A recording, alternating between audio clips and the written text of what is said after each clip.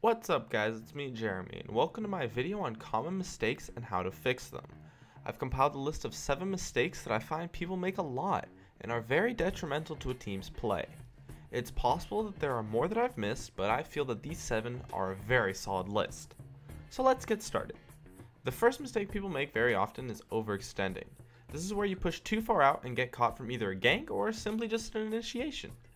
If this is a major mistake that you make, what you need to do to fix it is increase your overall map awareness.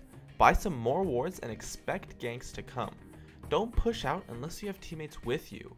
By expecting ganks, you will play more safely when you are pushed up really far, and thus be ready for those ganks that are inevitable, and then be able to live. The second mistake that people make a lot is staying too long. They win a fight, take objectives, and somehow manage to stick around for the enemy team to respawn and come back to kill them. Be aware of when your opponents are coming back by timing their movements. Always overestimate the timing. That way you will always be safe. Good estimates to use would be about 6 seconds with home guard to get to the inner towers and about 25 seconds or so to get from the base back to lane. And remember that it's okay to back. It's very risky to stay in lane for a long time when you are low, unless your opponent is low as well, and even then it's still a little risky. Know your limits and just be willing to back and lose out on a few CS, because it is well worth avoiding the death. The third mistake people make frequently is not fighting 5v5. You have a teammate missing for whatever reason, and people don't notice and they fight 4v5. This can simply be fixed by always checking your minimap before a fight, but most often what happens is that you get engaged on 4v5. Getting engaged on is almost always the worst way to fight, and even more so when it's 4v5, so you just need to back off and play safe. Even if you have to forfeit objectives, fighting 4v5 unless you have a significant advantage, or you have something such as a tower to help you in the fight, is always a bad idea, as the fight will likely cost you much more than just giving up the objective. Avoid the engage simply by playing safe until your last teammate can arrive. In correlation with the last one, the fourth mistake that people make is trying to take objectives when you should be elsewhere. This is probably the one that bothers me the most. People take an inhibitor when their team is left to fight 4v5, which they would have easily won if you were there, and then the enemy team just pushes for game. If you would have been at the fight, you would have aced the enemy team and then gone on to kill the Nexus right afterwards or whatever objective you were taking. Once it reaches the late game, there is nothing more important than winning a team fight. Most objectives, especially Dragon, becomes pretty much completely useless at that point. Past 40 minutes or so, a clean ace will pretty much result in a push down mid for a victory for that team. And if it doesn't, you can take any objective that you wanted oh so badly in the first place.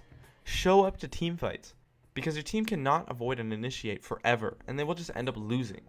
Be aware of what is going on in the map, and when it looks like a fight might start soon, and show up immediately. The fifth mistake that people make a lot is dying for free in an attempt to save an objective, mainly towers. When the enemy team has 4 people pushing down a tower, unless you have massive wave clear, they can really just ignore you or dive you and come out with a kill and the objective. When the opponents are in control and there's nothing you can do to stop them, you need to realize this and back off.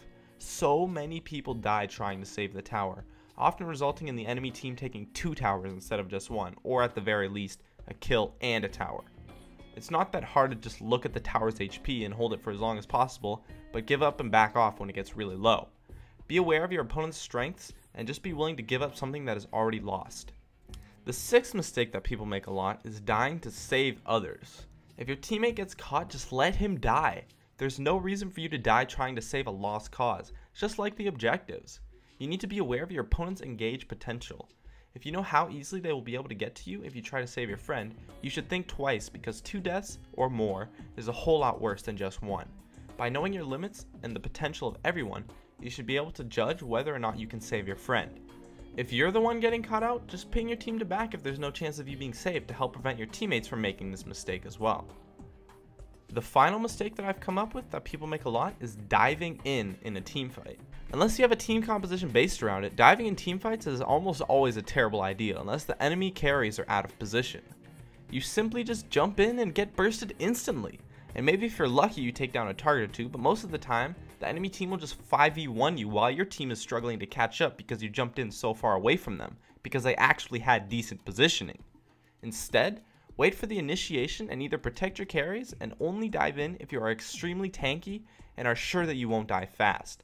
And if you do dive in, make sure your team can follow you up at the very least by being aware of their positioning.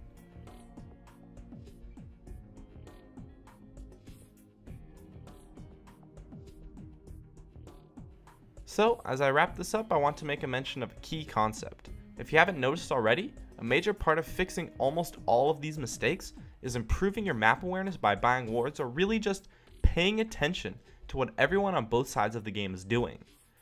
If you can improve your map awareness, you should significantly decrease the amount of mistakes that you are making. So that's it for my video on common mistakes. I'd love it if you could support me with a like or some feedback in the comments, and if you have any questions, I would absolutely love to see you in the comments too. Please subscribe for more awesome content in the future if you enjoyed this video, and I would love it if you could follow me on Facebook or Twitter, of which I will have links in the description. As always, thanks for watching, and I'll see you guys next time.